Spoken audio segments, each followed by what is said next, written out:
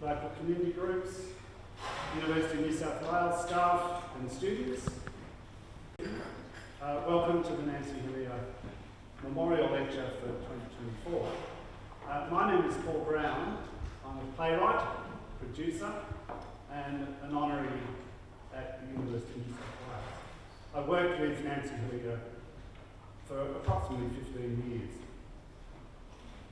I would first like to acknowledge that we gather today on the traditional lands of the Gadigal and Indigenous people of the Eora Nation, land that was never ceded. I pay my respects to elders past, present and emerging, and to First Nations people who are present tonight.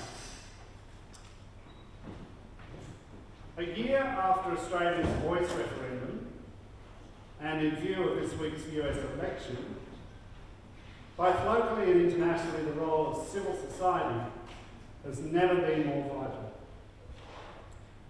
Community-based activism is sorely needed to accomplish what governments and corporations cannot.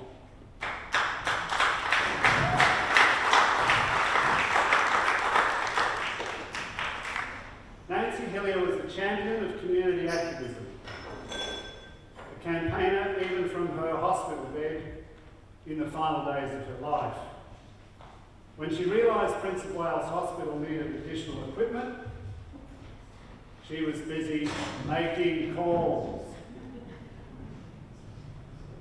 In previous years of this event, Nancy's son, Clive, has typically introduced the lecture, as I am now. But Clive is hospitalised. When I phoned him a little while ago, he was going strong. He sends his apology for not being able to be here and his warm welcome to you all. He was keen to tell us that if Nancy were here, she'd be very pleased to see this annual event carrying on and to know it's covered many types of issues across its 9-year history.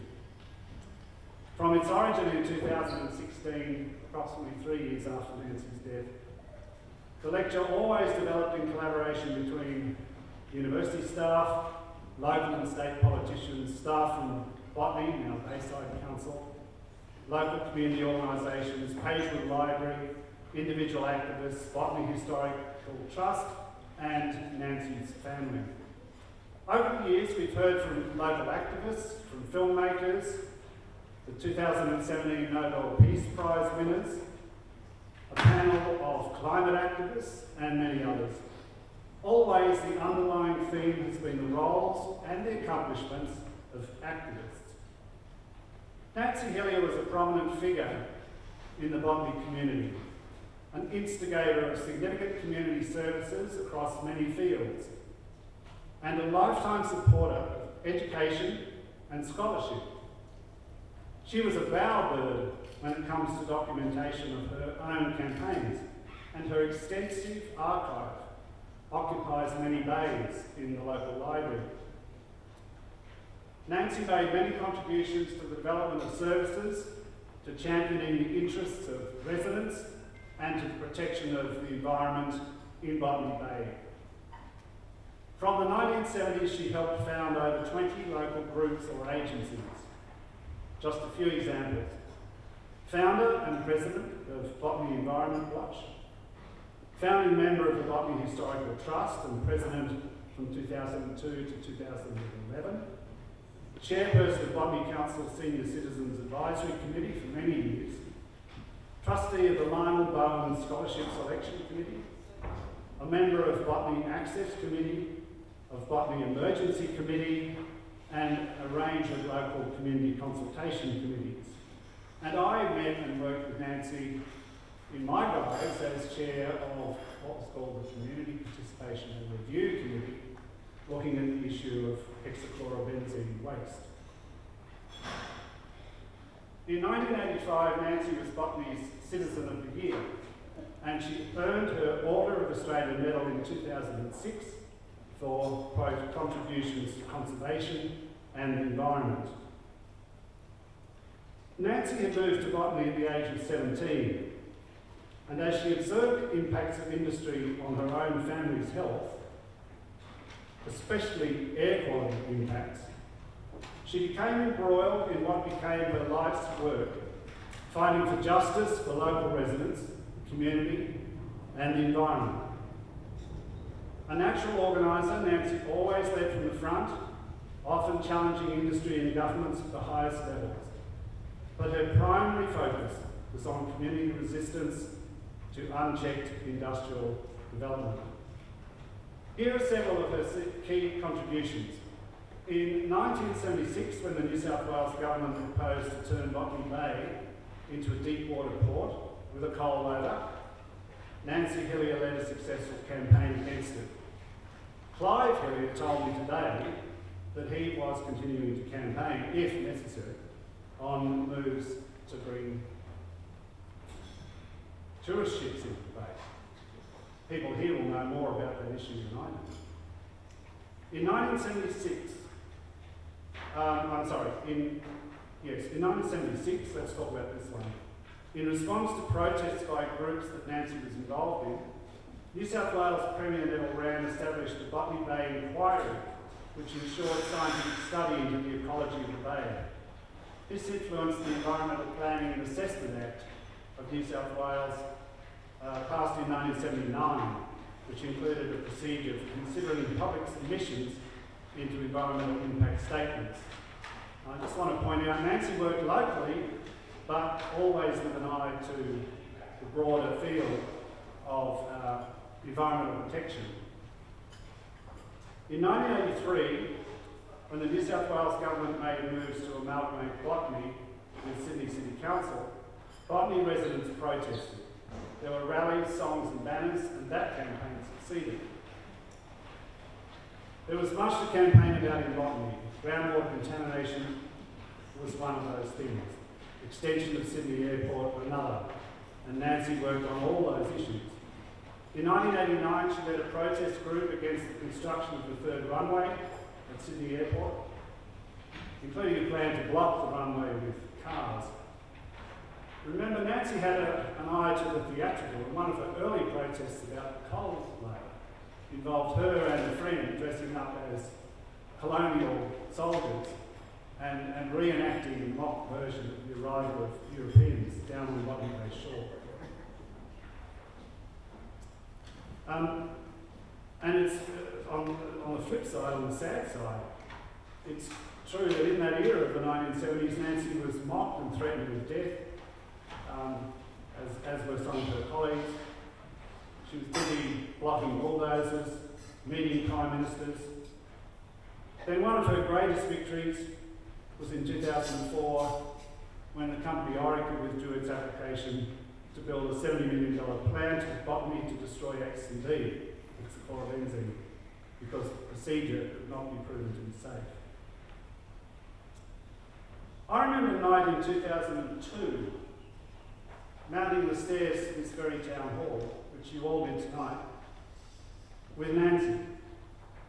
She was then almost 80 years old. She stopped halfway up. I thought it might be because she was worried about mounting the stairs. And I made the mistake of saying, "Are you okay?" She said, "Paul, of course I'm okay. I'm gathering my thoughts because when I walk through that door, I'm going to give them hell." Let me conclude with this. Nancy's legacy is aptly summarised in the title of her Sydney Morning Herald obituary as the, quote, relentless rebel with many causes. But one of her greatest concerns was how her legacy of community activism would continue beyond her death. This is why the annual lecture always explores the theme of activism. And tonight we can be assured of important insights from all our speakers. And I wish you all welcome. I'm going to hand over now to Tania to get us started.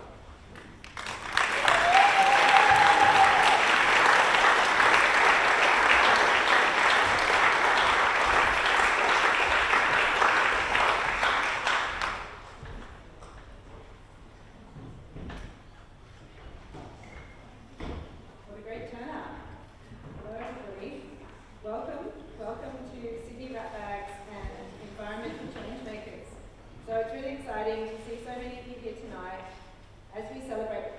voices that challenge the norm, dare to stand out and spark much needed change in our communities and for our shared environment.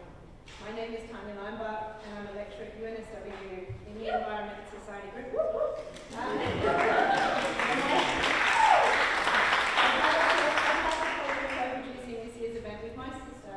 Carli from Women's Environmental Leadership Australia, WELA. So we're doing this in sisterhood and solidarity. We wanted to begin by speaking briefly to the theme and to the ratbag in many of us. And I will also share some basic housekeeping and then hand over to Tema Milstein to introduce and run our panel. So as Paul has highlighted, Nancy Hillier became known as a local hero. However, throughout her life, she was also heavily criticised, threatened and vilified for speaking truth to power. The path she walked was not easy and it took courage and determination. Her activism was always clearly focused at the local level throughout her life. She was tireless in campaigning for equity and for accountability, representing the rights of local people, many who didn't possess much wealth or power and who were not able to advocate for themselves. And in one of Paul's articles from 2002, he quotes Nancy as saying, "I was called the ratbag of botany.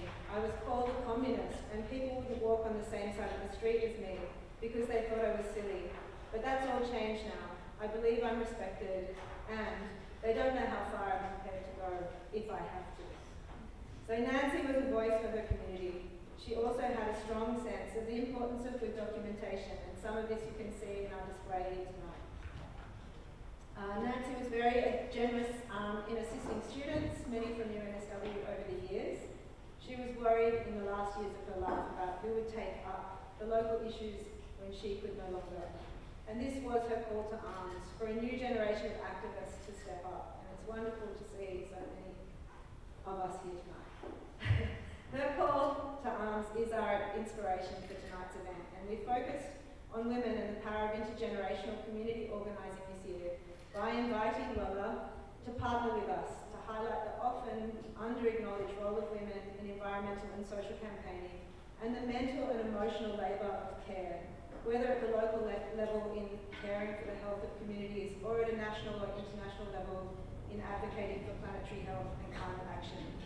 So now to introduce WELA is my sister, Alum.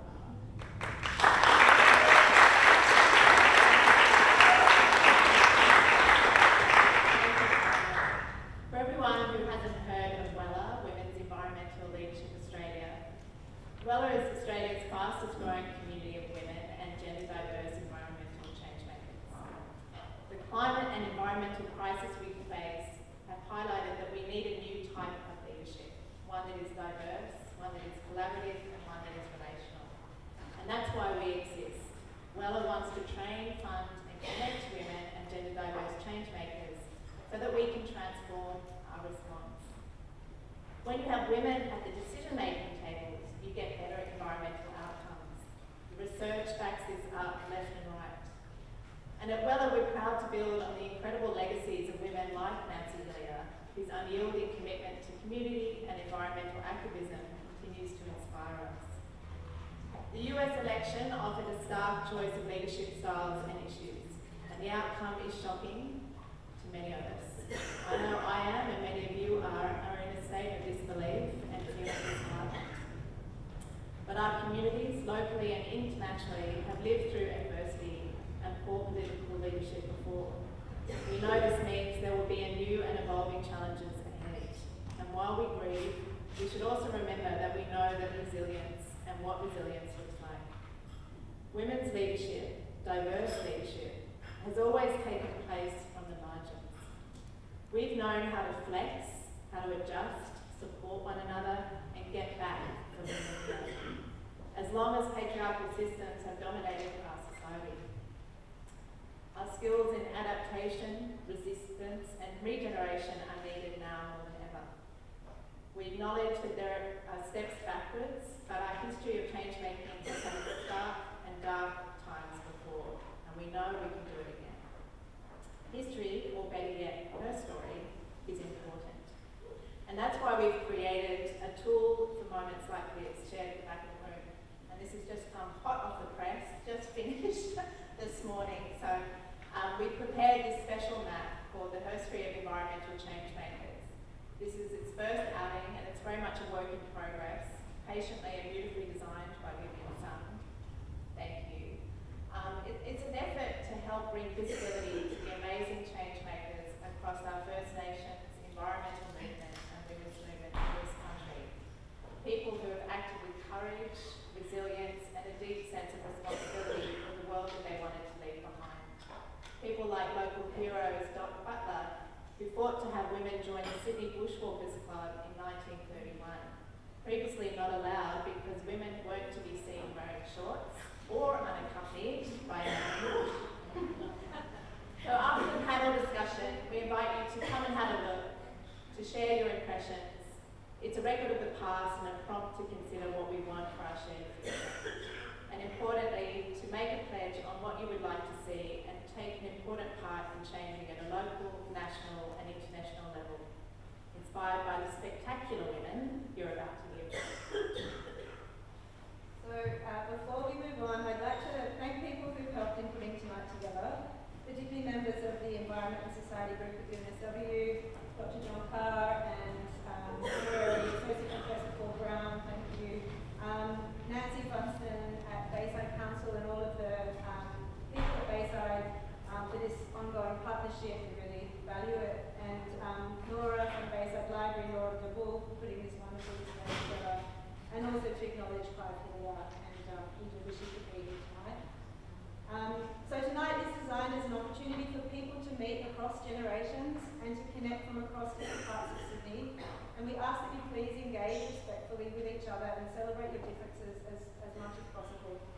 And finally, some quick housekeeping, toilets left and right, vegetarian catering, beautiful food, thank you, supplied by the Social Enterprise House of Welcome, really appreciate you. And also that we're filming tonight for our YouTube channel. And so if you don't want to be seen in the film, please come and see us and we'll make sure that you're not filmed. Okay. Just quickly, Ratbags. Not everyone knows what a ratbag is. We were called a ratbag by a mother when we were naughty. But in researching ratbags, the term ratbag is a uniquely Australian one, with roots that reach back to the late 19th century and the rats that tore holes in grain bags. The phrase describes someone viewed as worthless or despicable. It was not a compliment. But in the 1960s and 70s, it was reclaimed, and at this time, a ratbag became synonymous with anyone who changed or challenged the establishment. Those with long hair, outspoken ideals, anti-war sentiment, and a passion for redefining the status quo. They were Australia's bold thinkers, troublemakers, and they turned the label on its head. People like Germaine Greer, Clive Adam, James, and Richard Neville wore the badge with pride, embracing their divergence from a conservative culture and asserting a new, distinctly Australian identity. So tonight we are reclaiming the term ratbag once more. And tonight being a ratbag is a badge of honour. It's about resilience, about standing up for our planet and for each other, and about forging a path towards a better future. And now we welcome to the stage our fellow ratbags.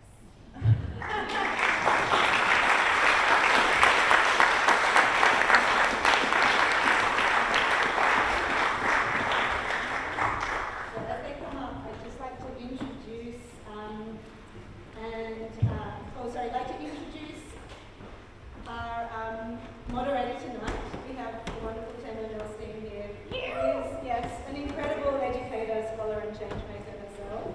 Tema is Professor of Environment and Society at UNSW. She's an internationally recognised leader in environmental communication, which is a transdisciplinary field that understands communication as having far-reaching effects at a time of human-generated environmental crises. She has co-edited several books on the subject and is also co-lead of Daily Delight Disrupt, a global project to ignite everyday ecocentric transformation, affiliated with the massive change network, which you're all warmly invited to take up as a co-creator of, and you can find information about down here. So we will hand over now. Thank you. Thank you.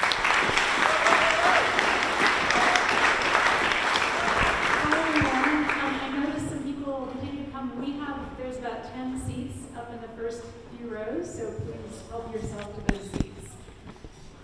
So I want to just check in with people about how they're feeling in terms of our environmental future right now, today.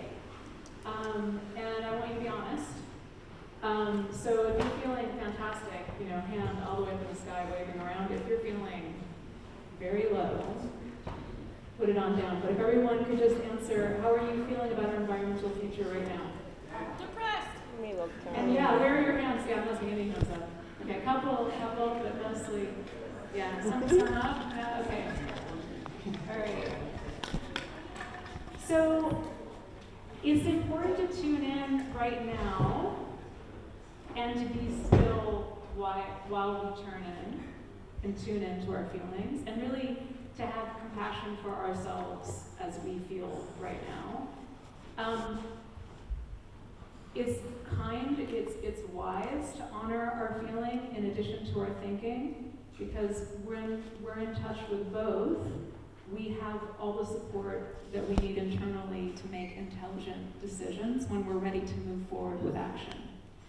And in light of the US elections, you can tell by my accent that I might have some feelings about them. I came here 6 years ago during the first Trump administration, in part because there was a Trump administration. So here we are again, and it's pretty shocking. So to honor the many ways we feel and think at this moment, I'm going to just open things up before I introduce the panelists with 2 U.S. environmental change makers' reflections that they've posted in the last 24 hours. And these sister fellow Ratbags, their feelings, their thoughts from across the ocean are going to connect with our panel conversations today, I'm sure, as we explore how we protect people, how we protect the planet in these times. So the first I'll share is from political thinker Rebecca Solnit. You are not giving up, and neither am I. You may need to grieve or scream or take time off, but you have a role no matter what. And right now, good friends and good principles are worth gathering in. Remember what you love. Remember what loves you. People kept the faith in the dictatorships of South America in the 1970s and 80s, in East Bloc countries in the USSR. Women are protesting right now in Iran, and people there are writing poetry. There is no alternative to persevering, and it doesn't require you to feel good. You can walk on in the rain, take care of yourself, and remember that taking care of something else is an important part of taking care of yourself. Because you are interwoven with the 10 trillion things in this single garment of destiny that has been stained and torn, but is still being woven and mended and washed. So that's Rebecca Solnit. The second is from US drag queen Patagonia, who's an environmental activist. Some of you may know about Patagonia. And she shares 2 pieces of wisdom. 1, remember that inaction is an active choice. Doing nothing is doing something. Action works. Decide where and how you can make direct change right now and do it. And 2, get the hell outside. Touch some grass, log off, grieve, then take action. Most of all, don't let someone who can't change their nature for the better be the reason you change yours for the worst. Do not disengage.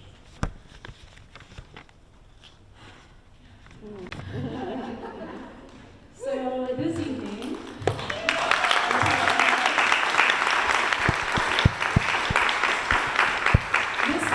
this town hall is filled with people who do not disengage, who persist. And this evening we're going to have a conversation with 4 amazing Ratbags who persist. And I'm going to introduce each panelist in their turn and pose a different question to each as I do, and then we'll go into a panel-wide discussion. So I'm going to start with Maria Poulos.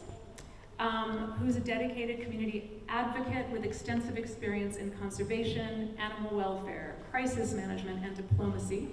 Since 2021, Maria has served as a parliamentary and political relations manager for the Australian Conservation Foundation. Prior, Maria spent 23 years as an Australian diplomat in roles across the Indo-Pacific, Africa, and European Union. She's also founder and convener of Save the Bay Coalition, which successfully campaigned against a cruise terminal in Botany Bay. She continues to advocate for biodiversity and heritage protection in Sydney, serves as Director of Diplomats for Climate, and ran as candidate in the recent local government elections with the Residents' Actions Party, Peaceful Bayside. She holds a Master of Diplomacy and Trade from Monash and a Bachelor's of Law and of Arts from UNSW. Hi, Maria. Hello.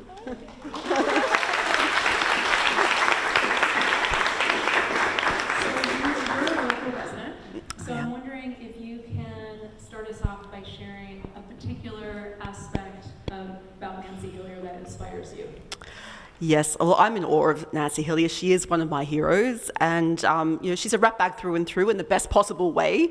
And I always used to say she's a rebel without a pause because she was unstoppable. She was unflappable. She would not let anything detract. People would criticise her. They would try to discredit her. And she always stood her ground.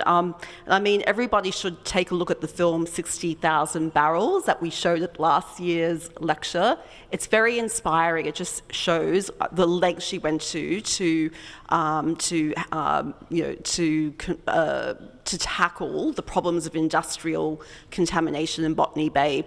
But what inspires me most about her is her refusal to be dismissed or silenced, and that's something that I keep close to me all the time, because when we started the campaign to save Yarra Bay from a cruise terminal, we were called NIMBYs, we were discredited, we weren't invited to meetings, we weren't consulted, and it was sort of, we had to keep reminding ourselves that it was, Nancy Hillier had the same challenges when she was campaigning.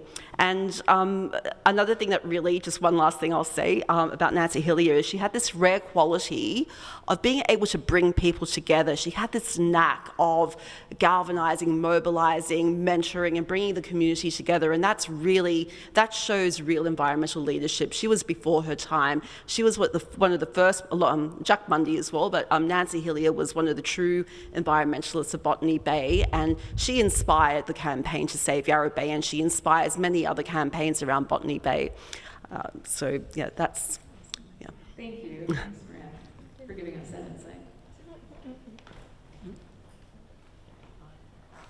So next up is Julie Lyford, OAM, who migrated to Australia in 1975.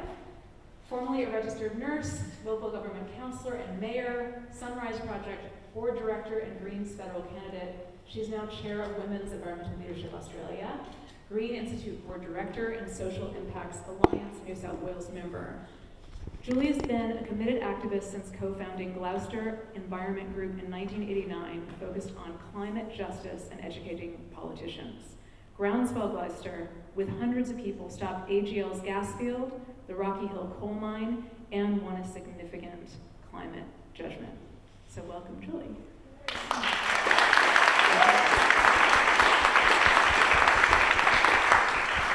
So you've mentioned that getting arrested is on the cards for you. So that is certainly not required of all change makers. So can you tell us what getting arrested means for your kind of change making? Thank you. I think reading the story about Nancy was so inspiring, and also it resonated deeply because I think women, mainly women across Australia, are in these fights right now, and it doesn't stop. And a lot of the campaigns, and I know there are some women in the room here that I've worked with, have been working for 25, 30 years on some of their campaigns. And at the end of the day, I left local government in 2012 because I knew the systems didn't work. And reading Nancy's work, she knew the systems didn't work. She knew you needed those documents, and the community has to produce those documents. Nancy knew what it took, and it was just so incredible just reading the massive amount of work that Nancy did with her team.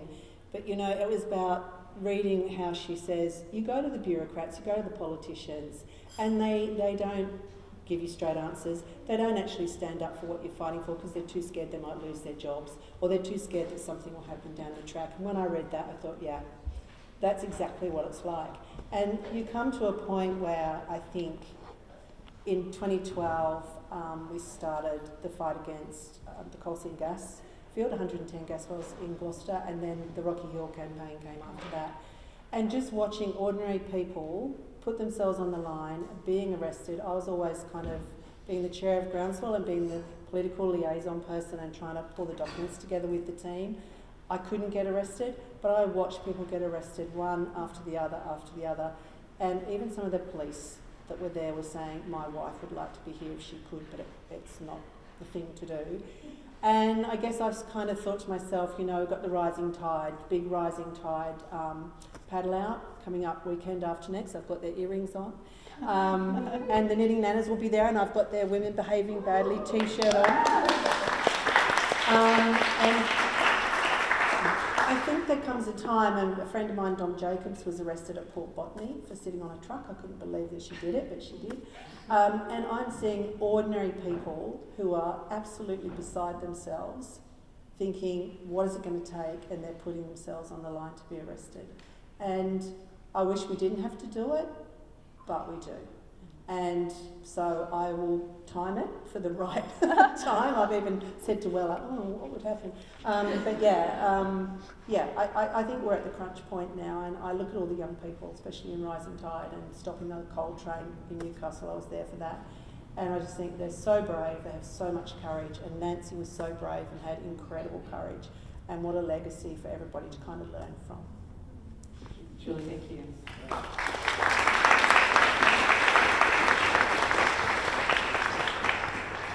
Gbor is a sustainable fashion educator, international speaker, researcher, clothes swap maven, and founder of EcoStyles, which engages media, councils, organizations, schools, communities, and individuals to develop systems change strategies for a holistic, circular, and sustainable fashion future. Nina is director of the Circular Economy and Waste Program at the Australia Institute, was featured on ABC's War on Waste, and holds a master's degree in international development. Welcome, Nina.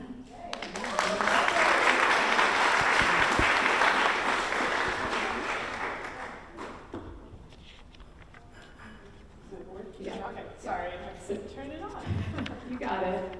So you always arrive in powerful style. Can you talk about how being bold or being unconventional has really helped you in your journey of change making? Sure. So I grew up with 4 older brothers, and I grew up in this era where, like all of us in this day and age, where, feminist movement, right? And we wanted our power. And sometimes being part of the feminist movement at certain times, not necessarily now, but there was a time when it was all about dressing masculine or power dressing like men. And, I did that for a while. Growing up with 4 older brothers, I wore a lot of my brother's hand-me-downs, and I loved it. But as I got older, I realized trying to figure out who I was, what I wanted to express. I grew up watching a lot of movies from the 40s and 50s, so I loved style icons like Audrey Hepburn, Grace Kelly, Sophia Loren, and I wanted to wear clothes from the 50s, right? Kind of like what I'm wearing now, although this isn't from the 50s, but it's the style. And gradually, the way you dress people sometimes determines how people treat you or respond to you. And so I was contradicted whether I should dress for people to quote-unquote take me seriously as a woman, as a black woman, or should I dress in a way that expresses who I am? And at a certain point I realized that I want to be myself fully. And any room that I entered, I was going to fully bring myself to the room, all parts of myself to the room. And that was where my power lay. Not in trying to imitate or be something that externally I was told I should be. So, having said that, for many years, I've been dressing ultra feminine, and even in masculine spaces, and not let anyone treat me like I don't belong or I cannot, right?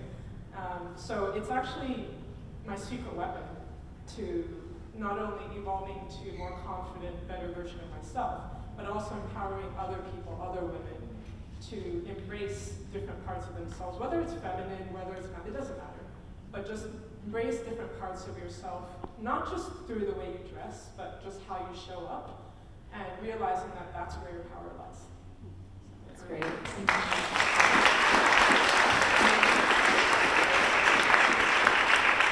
And thanks for starting to get the conversation to all the different kinds of change making that can happen at once. Yeah. Valentina Campos is originally from Santiago de Chile and started her journey into environmental advocacy in a lab, exploring connections between waterways and wider ecosystems. And this led her to volunteer in sustainability projects across different cultures, where she developed a deep interest in the crucial roles collective wisdom and diverse knowledge systems play. Valentina is a key co-creator in Daily Delight Disrupt, a global grassroots movement that provides simple, fun ways for us all to reconnect with people and place, and to collectively make the restorative culture we desire. If you want some stickers, they're right behind us. Help yourself. She's also a postgrad student in UNSW's Master of Environmental Management program.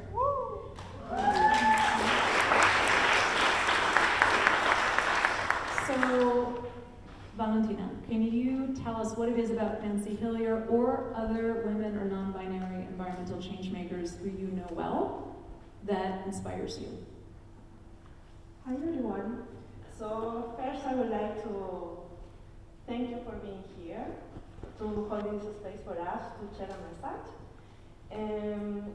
For me, of Nancy, seeing her videos, her story, is her tenacity, what sparked that passion in myself, and start moving around, start taking action, bring community together as well, and as Miller says, being able to share that as a superpower, that you can embrace all aspects of yourself and bring it up. And besides that, I would like to mention my mother.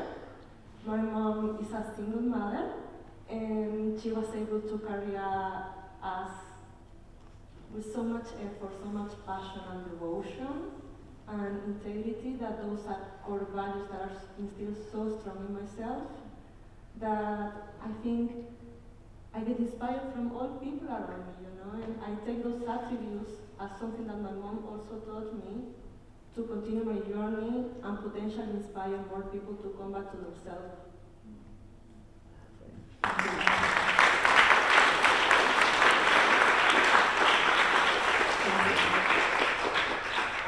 So we're going to shift to the audience now. You get a chance to talk to each other in groups of 3, maybe a row.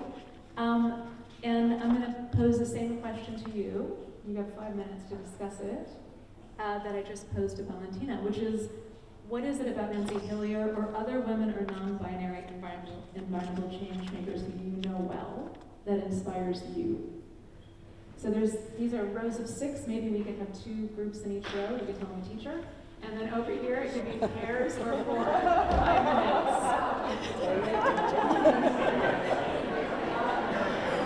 Wow.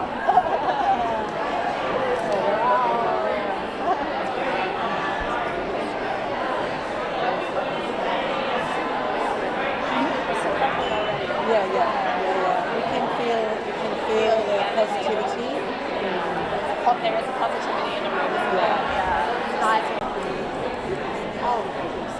So that sounds like it was an inspiring conversation. Which is kind of what we expected, that you would be inspired and feel more alive as you talked about these people. So that's fantastic, and I hope that you feel some inspiration in you right now. You have the inspiration of others that you're sharing right now as well. We're going to go back to the panel now, and I'm just going to put some questions out there, and if you want to answer it, you can. Not everyone has to answer, so we'll just go with the flow. So the first question is, do you see yourself as a rat bag? And then the second part of that question is what is the role of an environmental rat bag or rebel? Oh, gosh. Yes. When I actually saw this, I was quite thrilled to be asked to be called a rat bag. I was like, oh, I like it, it's great. I think the role is, it's always as a team. You can't do anything unless you're in a team. You can't, for instance, the AGL win, the 110 gas well field, there were 32 organisations and thousands of people that helped us win that. And they were all rat bags. So, just loving this rat bag. So I think it's about being part of a team. You're not effective unless you're part of a team. Yeah, look, I feel I'm a rat bag. When we did the Yarra Bay campaign, we were inspired by some of Nancy Hillier's tactics, because she wore that badge of honour of being a rat bag, as we heard, and one of her famous protests, as we heard from Paul before, was the coal loader protest, where she reenacted Captain Cook's landing to basically show Captain Cook that what a mess industry had made of Botany Bay. And part of the protest was the reenactment, but also she sentenced the Environment Minister to 100 lashes, and he had to live at the bottom of the coal loader, and that was the punishment. It was just brilliant, because it basically said Botany Bay is not a dumping ground. And so we tried to copy that when we did the Yarra Bay campaign, and okay, it's a bit hard to do a reenactment of Captain Cook because it's not politically correct. I would just say that, because it's like, just this whole thing from discovery to destruction. We didn't want to do that, but we raided Parliament. We did a protest where we held the protest outside. We went into Parliament, and we meant to be polite in the gallery and listen to the debates going on when our petition was tabled, but we actually took over and got thrown out of Parliament, and that was embracing the ratbag spirit, and that ended up in the Daily Telegraph, and that brought a lot of national attention to our campaign. So that's embracing the ratbag spirit. So I'd like to think, yeah, I'm a ratbag. Yeah. Any other ratbags? Sorry, can you repeat the second part of the question? Yes, so do you see yourself as a ratbag, and what's the role of an environmental ratbag or rebel? Okay. So as a newly minted Australian, I'm not familiar with the term ratbag, so it sounds weird to me. But yes, I guess I am that thing. But I'm not a rat. Gross. So yeah, for me, I feel like the role of an environmental leader, courage is a given, right? Nancy Hillier was, the epitome of that. I think I am because I didn't aspire to be a leader. I was just somebody that enjoyed clothing, right? Vintage clothing. And then later on realized that, this is damaging the planet fast. Horrifically, one of the worst industries damaging the planet, the environment, and contributing to biodiversity loss and all those things, and I have to do something about it. So I think the role of a leader is very strongly seeing something that's wrong in the world and not staying silent, not sitting still, doing something about it, not waiting for somebody else, taking action, even if your voice shakes, as they say, which mine often does, but never mind. And just still going forward, even though when you look behind you and there's nobody else there, but there's just something inside you that's just like, this is not right, and you just can't sleep at night unless you voice it or do something. I think that is what fuels a lot of environmental leaders.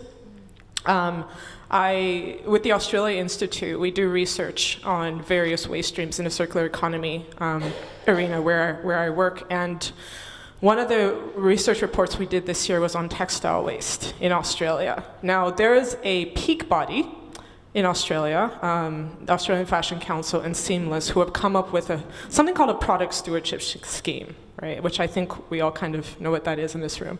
But it had a lot of holes. It had a lot of gaps. It was not holistic. And I believe when you're finding solutions, you should be holistic so that they're more permanent, right? Because if they're not holistic, then it's going to create more problems. And nobody wanted to, this product stewardship scheme idea that they came up with, which is backed by the environmental minister, had a lot of issues where people in the fashion industry would whisper about it, but not many people were upfront and would say it publicly. I'd be at events and you'd have senior people stakeholders who we'd have conversations quietly and be like, this is not going to work, this product stewardship scheme. But publicly, they'd kind of not say anything or even endorse the peak bodies, and I'd be like, that is so weird. So in our textile waste report, we very, very clearly said this is not going to work, and here's why. This is what we need to do to make it work. And everyone was like, oh, you know you didn't. I'm like, yes, we did. And I was in the news talking about it, and that shocked a lot of people. So yes, that got me a lot of enemies. People wrote to the organization, the Australia Institute, very interesting letters about how I look, some of them, and just very, very interesting letters and threats and things. But I think it just goes with the territory of being someone, well, anyone who is an environmental leader, because even in the industry, the environmental industry, people garner profits from waste and other things in the environmental sector. And even though they appear to want to see change, actually don't, because there's profit in things staying, that status quo.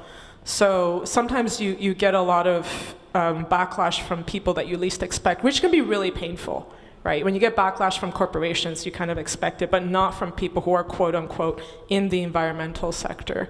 So it requires a tremendous amount of strength. Take support where you can get it, but yeah, I think, yeah. Sorry, I've gone on a tangent, but yeah, definitely, I think that's the role of an environmental leader for sure. Thank you, guys. I would like to read on that if it's possible. I think from strength is come also like being with friends, family, and community. I think that also is part of the role of environmental leadership. All of us have something to add, and it's so important to bring so many different perspectives on the table, and also from many different generations. Because one of the things, like I know we have so many good intentions, but we are taking decisions for generations that are coming in 20 more years. So also to consider that we should be including kids, including teenagers, different stages of life to talk about these matters as well, because we are deciding for them. I know we have good intentions, but we are deciding for them as well. So I think that's important to highlight. I just want to add something which is an issue that's really important. They don't want us being ratbags, right? So we're seeing now a real crackdown on protests. We've seen these new protest laws, people that are protesting at Port Botany and Newcastle Port. It's a real it's a real issue, and I encourage everyone to get on board with a lot of the different campaigns that are sort of trying to fight these protest laws, because being a ratbag, it's part of our democratic right to protest and to freedom of expression and freedom of speech is very important, right? And the only way we're going to get attention to our these important issues is to actually, is disruption. It's the only way people will notice. So so just like to end on that note. Thank you.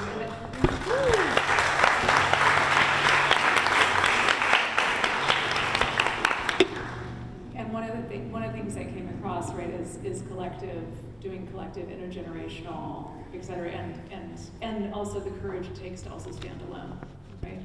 I think one of the things that's interesting about the word ratbag and where it comes from, is that it comes from sharing the grain with non-human beings, actually, and it's derogatory.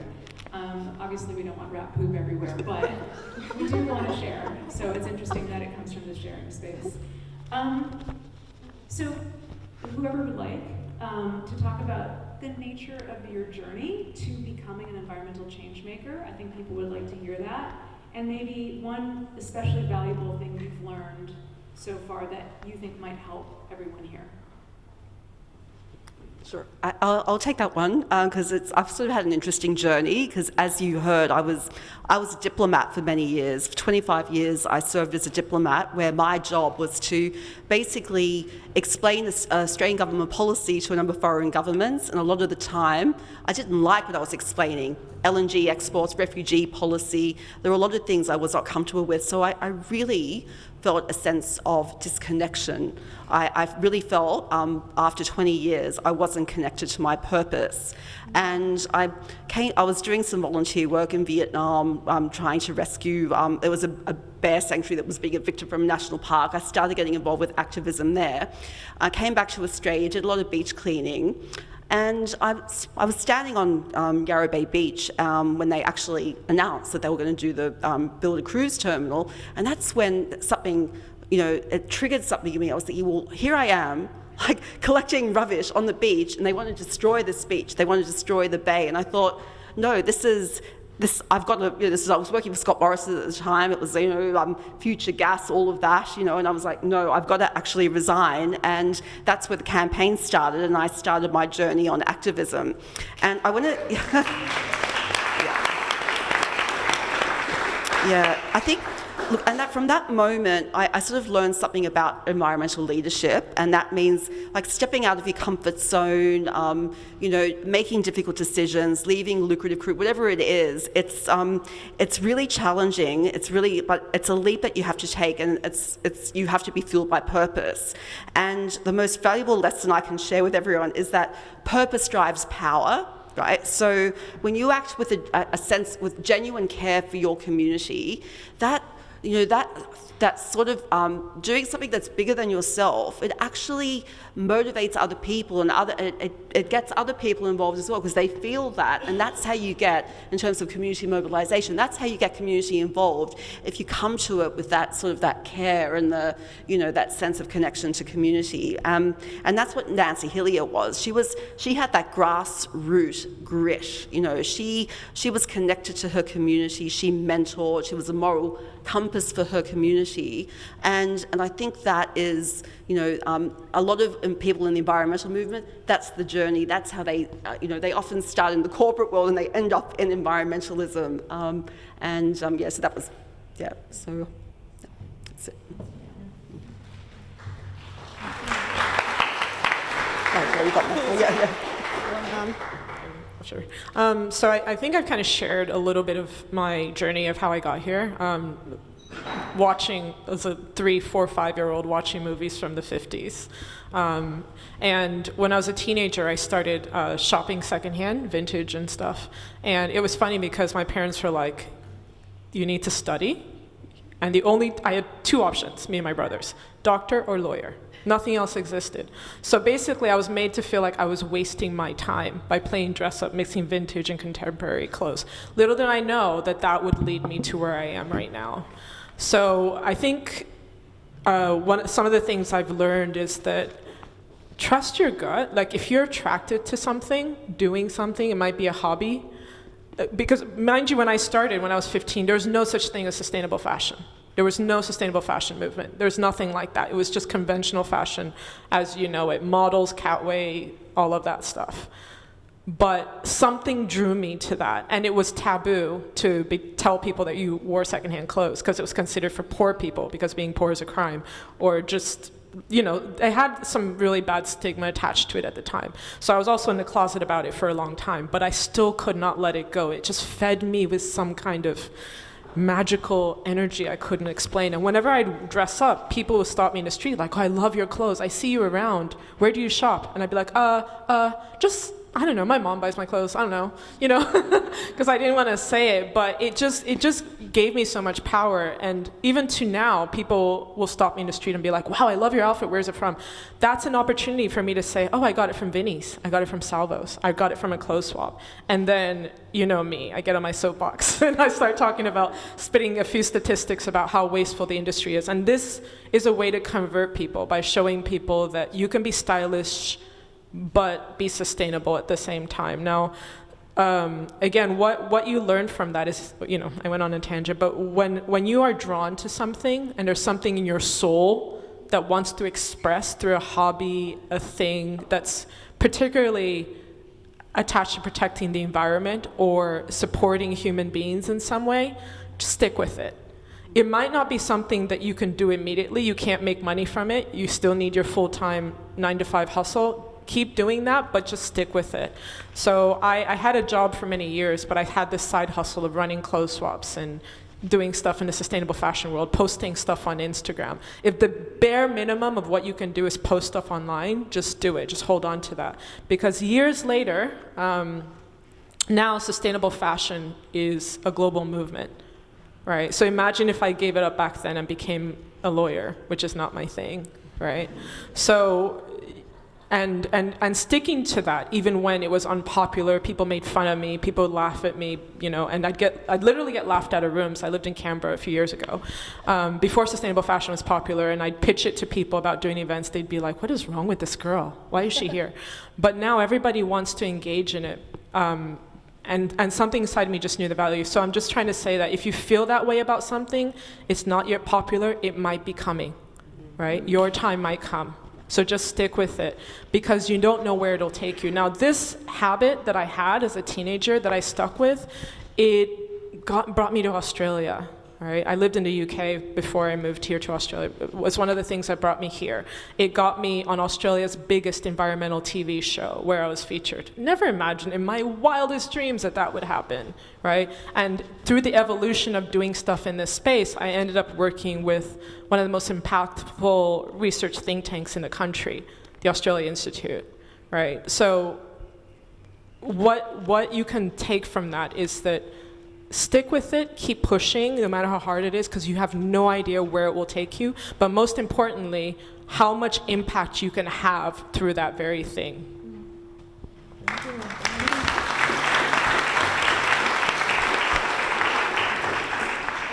heard you tell this story before, Nina, but adding other elements like also having a global perspective, right? So having roots in another continent. Yeah, that served me a lot. So I grew up in the US in Indiana. In case you guys don't know where Indiana is, when you're watching Hollywood movies and the aliens land in a cornfield, make a crop circle. That's where I grew up. But basically, no. Originally, my parents were African, West African, Nigerian. So I have that. Grew up in Indiana, moved to Nigeria when I was a teenager, and then I moved to the UK. To study, and then I moved here to the merry land of Oz. So having a global perspective, I think, makes me unique in that I see things from what I like to call a more 360 ecological perspective.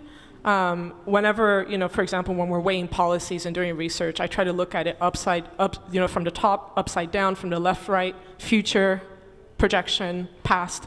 Intergenerational as well, and that's really served me. It wasn't easy growing up as a kid, moving around and always being the new kid, but I realize now that was a gift that is very much incorporated in a lot of the work I do now. So the lesson from that, is that use your life experience, your lived experience, and incorporate that, even if it's weird.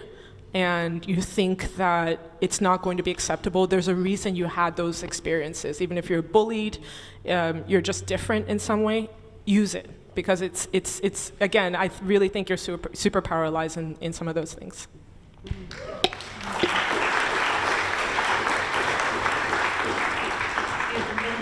do what energizes you. Yeah. I think that's something that we were just talking about over snacks earlier, is that just if you do what energizes you, you continue to get energized by doing it, right? So follow your instincts. Thank you so much again. I feel so much inspiration when I hear you guys. I would like to finish that beautiful sentence with my ancestral wisdoms that I think can be very valuable for you all. And it's about seeing the value of everything. Everything. And when I say everything, is when we interact with the human more than human, with ourselves, with each other. It might be uncomfortable, no? But for example, this morning I was walking and I was feeling a little bit nervous. And suddenly it came past a white butterfly, And I said, oh, okay.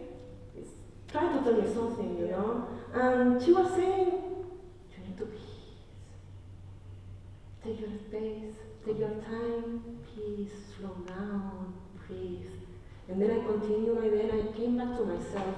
So all those little things that we might overlook, all those things that we don't want to face, have value. Yeah.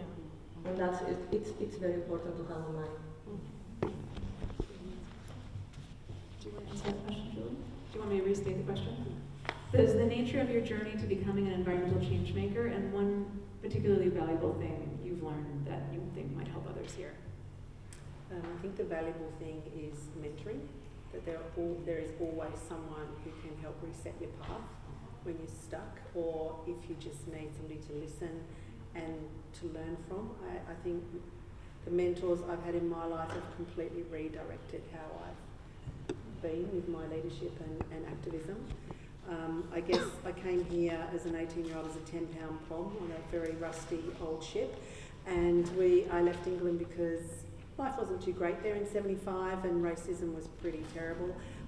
We docked in South Africa at the height of apartheid, which was incredibly shocking, and then we docked in Fremantle, and I would say apartheid was going very strongly in Australia, and in some ways it hasn't kind of been fully addressed.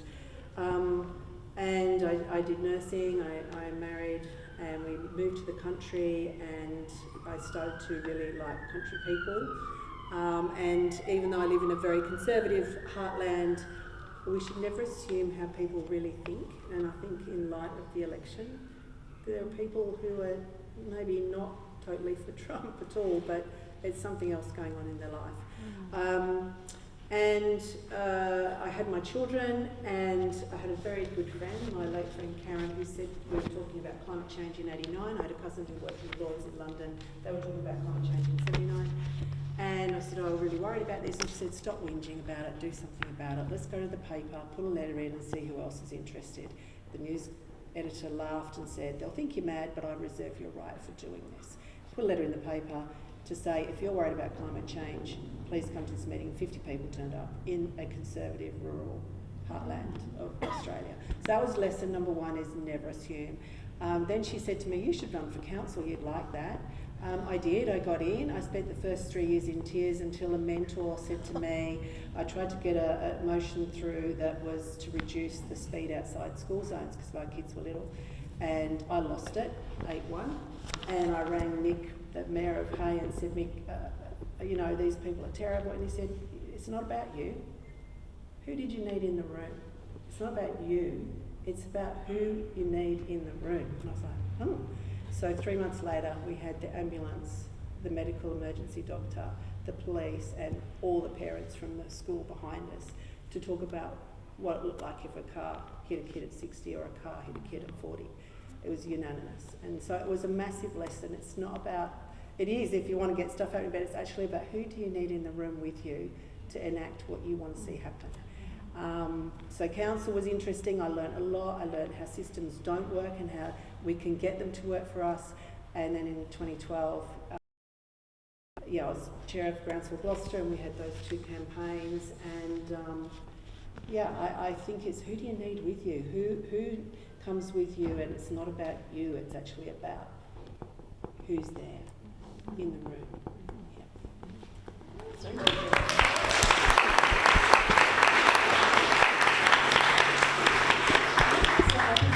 gets us to a question around strategy, and also just kind of wins when you see a win. Like, I'm really curious, and I think we're all curious about what is being won right now, and what are the strategies that are winning, that are exciting right now. If you have anything to share about that, I know we'd all like to hear it.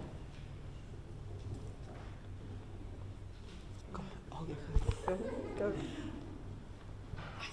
Yeah, I think reading Nancy's story and everything that she did, it is replicated in so many places at the moment, and there are people fighting everywhere. Rising Tide is a classic example, but you know, there's a group in Louis near Mudgee who are fighting against a proposed lead and silver mine, but it's all the sort of same thing.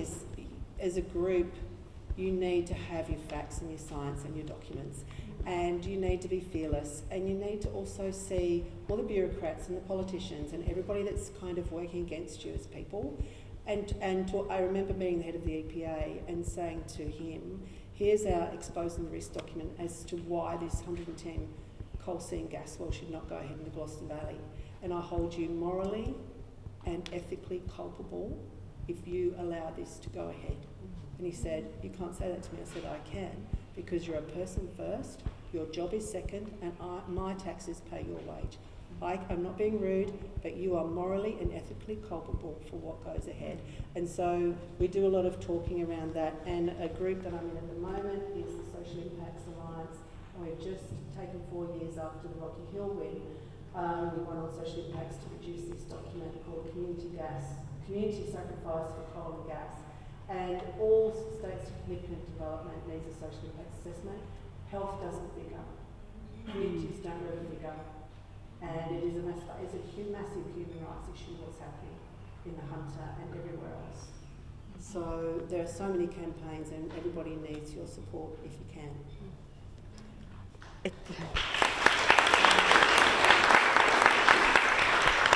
Gosh, it's such a hard question to answer at this time when we're all feeling a little bit despondent after last night's result, yesterday's result. And you know, progress never happens in a straight line. I keep saying that to people. We've had a lot of wins, campaign wins, whether it's the Yarra Bay campaign, Toondah Harbour is another example of a win. But they're at the micro level. Right now, we're in a really perilous time. I'll say it. We have a president. Who has said drill baby drill and is going to withdraw from the Paris Agreement, is a climate denier and doesn't prioritise science and environment protection. And we have a situation in Australia now where we're heading to an election. We've got the same risks here, the same frustrations that we're seeing globally. We see it here, and people the right will capitalise on that. They'll divide and do what we've seen in the United States. There'll be a spread of misinformation. But what I want to say is with strategy, that there are wins amongst all of that, right? So, you know, we have strong institutions. We have people like us here tonight. There are so many campaigners here. Peaceful Bayside, some of my comrades at Peaceful Bayside. We've got Save Yarra Bay people here. We've got other people that are in the fight. We've got, business people that are investing in renewable energy. We've got all these things that are hardwired, and that is what we hang on to, and we redouble our efforts. And the strategies that we've been working on is the start of, it's the grassroots movement. It's the movement that we now use to achieve change, and we can't give up. So it's just, I know I've sort of gone off on a tangent, but I wanted to weave that in because it is I know we're probably all feeling it in the room right now, and just remember, small wins, it's 2 steps forward, 1 step back, but that 1 step, that 2 steps forward and the 1 step back, that's still progress. So at this time, we stay united, we keep changing the story, we keep building people power, and we keep fighting.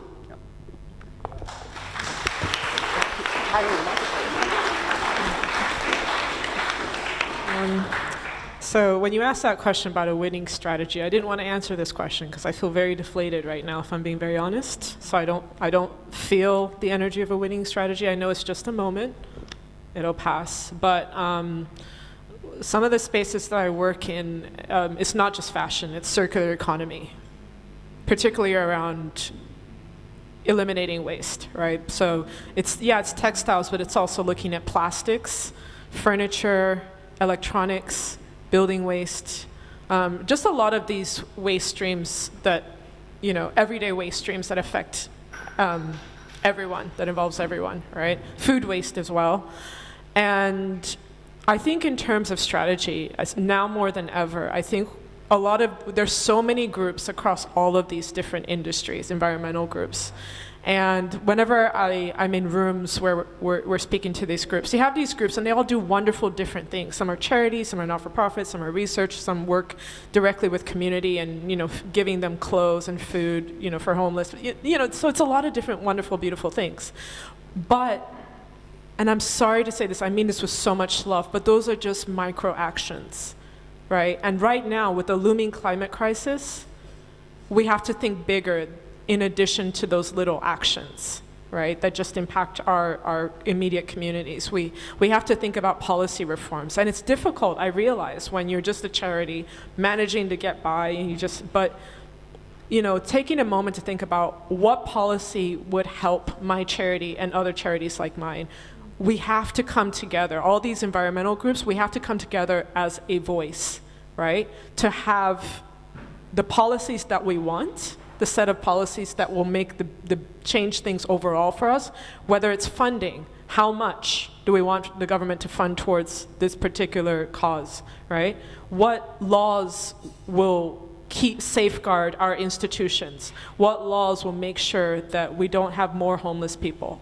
What laws will make sure that women, as they get older, are no longer the biggest demographic of homeless people? You know, so we have to come together and think more about reform, which is not easy. Okay, I'm not saying it's not, but we have to. Otherwise, we're just going to keep on this hamster wheel, right? So I think environmental groups have to decide the actual specific laws that we want and advocate for that.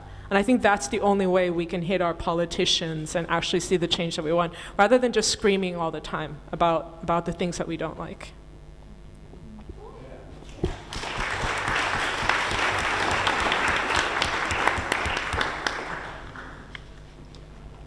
I think a way to go today, I see, is to inspire more people, more individuals, not to come together, but not as pushing them. It's like as delightfully disrupting their lives, you know, delightfully showing them that it's a way outside of complacency and supporting more groups, supporting more spaces where workshop, for example, mentoring or peer-to-peer feedback can work as to build a more resilient community. So.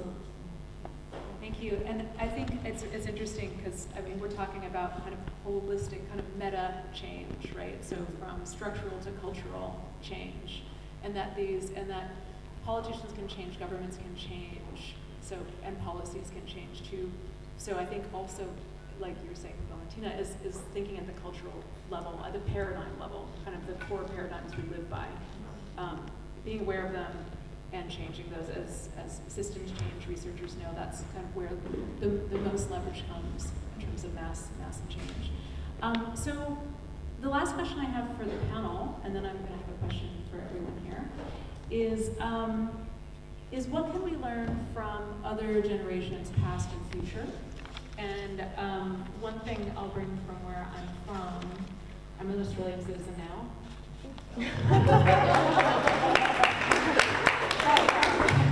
But I'm also still an American citizen, and there are long Indigenous histories there that were very wise and land-based. And one of those traditions is the 7 generations tradition, which is that every decision that is made, every strategy that's figured out needs to take into account the 7 generations ahead of us that are coming, right? And the 7 generations behind us. And so each time we make a decision, we're thinking in terms of 14 generations.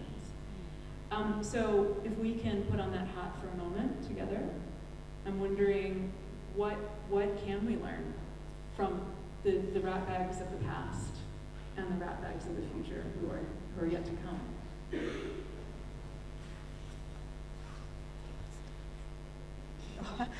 So people like Nancy Hillier, as I said before, she showed true grit. She worked at the grassroots level, she worked in her community, she organised her community, she collected data, she documented everything. That was a real sort of, that's hard labour, right? That sort of organisation is really, really difficult, but it's what changes, it's what leads to change. What we're seeing with today's generation is we're seeing a globally connected, technically savvy, online campaigns, and people that are very global in their outlook, and there's a lot of creativity, innovation. We're sometimes not seeing the same human connection that we saw in the past, right? Because a lot of it is online. It's like we've gone from handing out leaflets to the hashtag to, so I sort of think, but that's not to dismiss what the new generation is doing, because we still have that common thread of sharing passion, common purpose. We care about our community, we care about the environment, we care about our issues, right? So I sort of see what would work as a combination of both, right? Where we embrace what we used to do, that sort of grassroots tenacity, that grit, with the digital and the technical savvy, and we build even stronger movements, and that's what we're seeing with the School Strike for Climate, and we're seeing it with a lot of the big campaigns against Scarborough and Burrup Hub and Beetaloo, and the campaign you've been working on. It's this coming together of the young and the old. I want to say the young and the old. That's a terrible way to describe it, but the old. Yeah, okay, I'll say the young and the old. Yeah. What am I? I guess. Oh gosh, I'm in between. Yeah. So that's fine. my WELA hat on because, yeah, look, and Nancy, I mean, Nina. yeah, no, Nancy. Oh, you're I talking was about Nancy, yeah.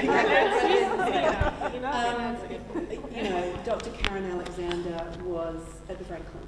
I mean, I don't know if you've seen the movie Giants, and Dr. Karen Alexander was on the WELA board and talked me into going onto the board, and Dr. Julie Lambert set up Bush Heritage. And one of the key things I think moving forward is if you don't acknowledge whose shoulders you're standing on, you can't really move forward because you keep reinventing the wheel.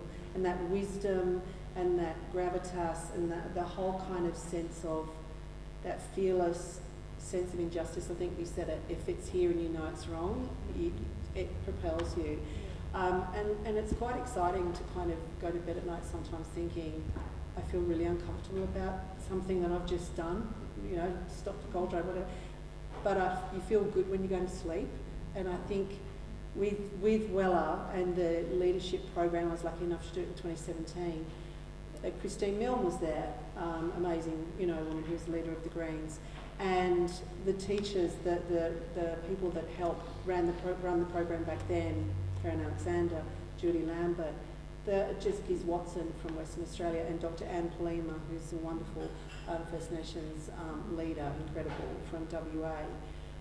They're all out there, and that's the richness of moving forward. We can't move forward unless we actually get infused with the richness of what's gone before us, because I don't think we're anything just alone. Yeah, that was a bit weird the way I've answered the question, but yeah. We're Ratbags, we love weird. So keep the weird coming. The point is to not be normal. Normal is the problem. No, don't be normal. Normal is not it. So when I think about definitely, and I'm so glad you asked this question, and the way you answered that about if you don't acknowledge that you're standing on the shoulders of women past. I always have. So I've talked about my style icons. I haven't talked about probably my biggest, the motivator, inspiration of my entire life, which was a woman named Harriet Tubman. So obviously, Tema, if you grew up in the US, you would have learned about her in school. But Harriet Tubman was a woman, I think she was born in the mid to late 1800s in the US. She was a black woman, she was a slave. And she escaped as a slave, and she found a shotgun. Now for a black woman, first of all, to escape and make it all the way to Canada, where she was free, was miraculous, right? And so she escaped, and she found a shotgun. Somehow she got her hands on a shotgun. Amazing, miraculous as well, right? Because it's not like you can just go to Walmart and buy one, right? But then what's really amazing about her story is that she had family, right? Who were all, sold into slavery in different places in the area. She came back into America 7 times and freed all the members of her family. So in-laws, children, her ex-husband, I think, and who had remarried another one, just phenomenal. And all this while there was bounties on her head. So if you calculate how much was on her head at the time, I calculated, and it's close to, I think, eventually kept rising and rising, close to, I think, $800,000. Don't quote me on that, but it's about that, It would have been maybe $40,000 at the time, but if you calculate it, how much the equivalent now, it's close to $800,000, I believe. So she did this where imagine traveling through multiple states. Just, you have your freedom, okay? But no, she was driven by love and that's unimaginable to me. The fact that you're going to risk your life, because if she was found, she would have been killed immediately. No questions asked. She still came back to free members of her family, one after the other, 7 times. And how she would do it was, things like, navigational systems of where the sun is, all these people that live in the wild understand. I don't get it. We use a compass, but just to think she did all that at a time when there was no internet. There was no Wi-Fi. She slept in a forest with snakes and bears and animals and spiders and scorpions. No. Right? And So when I think about all these things, and then on top of that, that's not it. When the Civil War started, she fought. She became not became an officer, but she joined to help as a nurse, but also as a war nurse, but also as a spy. So she helped the generals plan an attack that freed, I think, 700 slaves. So she joined the military as well. So in her life, she altogether about close to 800 slaves that, because of her, became free, right? So when I think about all of this, and I think about all the troubles I had, I want to fight against the environment, but these people are not going to talk to me, they're not going to like me, all that. And I think this woman, what? So unimaginable what she went through, right? I don't even know what force in the universe that drove her to that level of madness, but it's just unimaginable. So I every time I start to feel bad about something, I think, how dare I even complain? How dare you? I have everything. I'm comfortable. So I think learning about women from the past, I think it's just the ultimate level of sacrifice. And when I talk about what force drove her, I honestly deeply believe it was love that drove her. I can't imagine what else, but that for me is my driving force, and some of the things that have pushed me, kept me through some of the most difficult circumstances in my life, realizing that I still have it easy. I still have it easy. We all do. Yeah, that's beautiful. I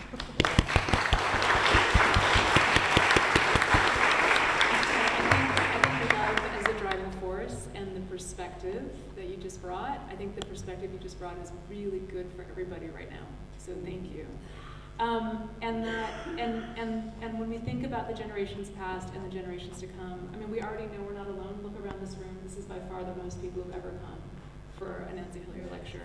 And so not only are we not alone right here and now, but we're not alone when we think about those shoulders we stand on and all those who are going to stand on our shoulders. So we're going to now put a question to all of you. And this is the question. So again, you got your groups of 3 or 2. Are you ready? And by the way, some of you are gonna talk after this, so you're gonna actually share a bit. So the question is, how do you /we, how do you, the 2 of you, 3 of you talking, how do you move forward in the spirit of Nancy Hillier and alongside the environmental change makers you've heard from today? How do you move forward now? You have about 7 minutes, and then we'll bring the microphone around. Move forward in the spirit of Nancy Hillier.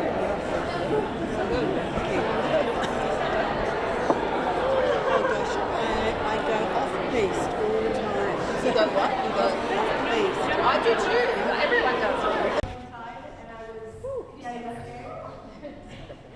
I was getting a bit scared about showing up with the Supreme Court decision, but I will do it.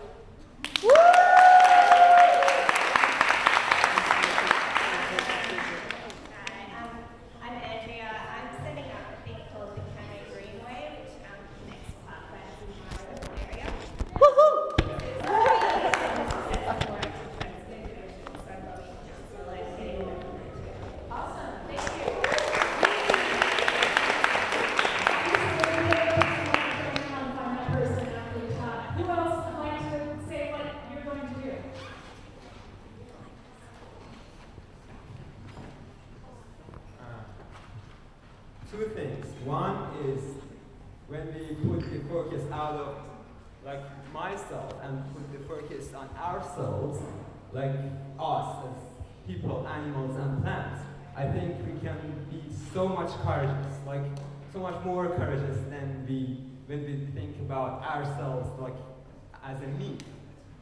Another thing, I think the election and Trump, it's related to that. I think environment, the way we frame things like environmental conservation, protection, I think it should change. Because people who talk about economy and prosperity, they talk about creation, flourishment, and these things. And I think one reason that guys like Trump win is that. I think left people or guys into environmentalism, should talk more about creation and flourishment. And I think we should be more imaginative.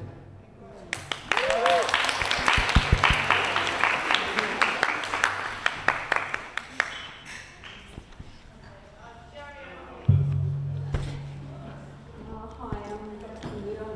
from the Environment, and we've been around since 2003. And not many people know that the health sector is also in the environment movement. So I'm also on the Council of the Australian Medical Association for New South Wales, and also the New South Wales ACT Faculty Council for the Royal Australian College of General Practice. And we are all in the environmental movement as well. We're active in the campaigns for ULAM in the Northern Territory, active in the campaigns regarding the prosecution of 10-year-olds and advocating to raise the age. There's multiple campaigns that doctors have been active in, and I think it's important for everyone to know that doctors are still considered to be a respected member of the community. And because there's about 3,000 of us in Doctors for the Environment, there's 20,000 members in the Royal Australian College of General Practice, and there's 10,000 members in the Australian Medical Association. Thank you. Bravo.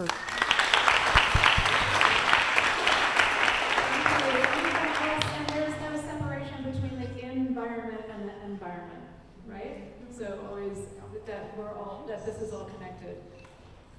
Coming back to you. Hello, I'm Annie, and I work for the Parramatta River Catchment Group.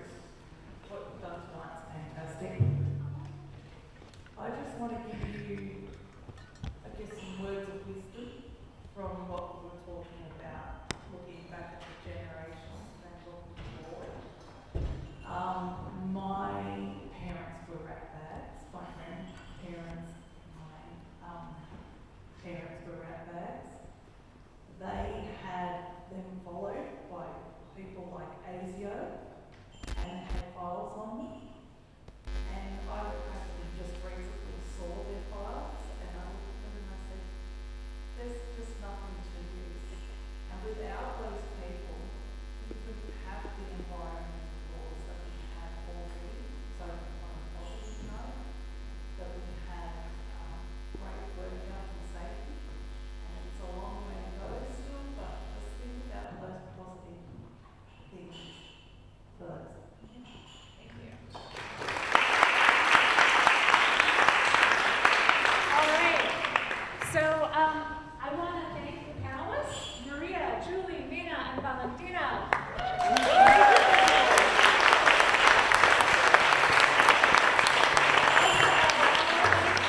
Organizer teams from UNSW, WELA, and Bayside Council.